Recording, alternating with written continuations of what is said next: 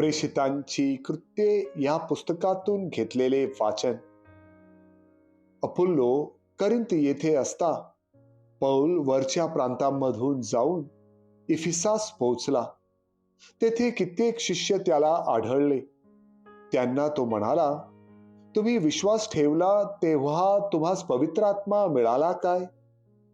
त्यांनी त्याला म्हटले, पवित्र आत्मा आहे की काय हे आम्ही ऐकलेही नाही. तो त्यांना म्हणाला, तर तुम्ही कसला बाप्तिस्मा घेतला? ते म्हणाले, योहानाचा बाप्तिस्मा. पौलाने म्हटले, योहान पश्चातापाचा बाप्तिस्मा देत असे. तो लोकांना सांगत असे की माझ्या मागून येणाऱ्यावर म्हणजे येशूवर तुम्ही विश्वास ठेवावा.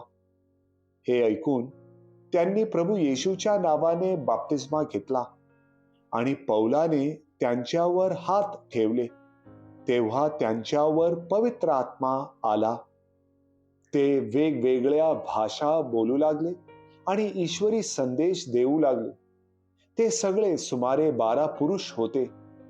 नंतर तो सभास्थानात जाऊन देवाच्या राज्याविषयी वादविवाद करीत आणि प्रमाण पटवीत निर्भीडपणे 3 महिने बोलत गेला. प्रभूचा शब्द. देवाला धन्यवाद.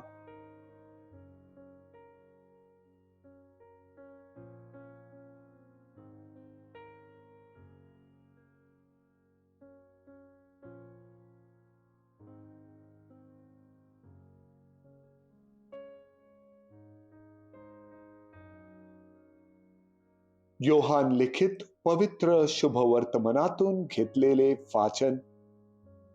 येशूचे शिष्य त्याला म्हणाले, पहा, आता आपण उघड बोलता, अन्योक्तीने काही सांगत नाही. आता आम्हास कळले आहे की आपल्याला सर्व काही कळते आणि कोणी आपणाला विचारावे याची आपणाला गरज नाही. ह्यावरून आपण देवापासून आला आहात असा आम्ही विश्वास धरतो. येशूने त्यांना उत्तर दिले, आता तुम्ही विश्वास धरता काय? पहा, अशी वेळ येत आहे, किंबहुना आली आहे, की तुमची दाणादाण होऊन तुम्ही सर्व आपापल्या घरी जाल आणि मला एकटे सोडाल. तरी मी एकटा नाही, कारण पिता माझ्या बरोबर आहे. माझ्या ठाई तुम्हास शांती मिळावी म्हणून मी तुम्हास या गोष्टी सांगितल्या आहेत. जगात तुम्हाला क्लेश होतील, तरी धीर धरा, मी जगाला जिंकले आहे.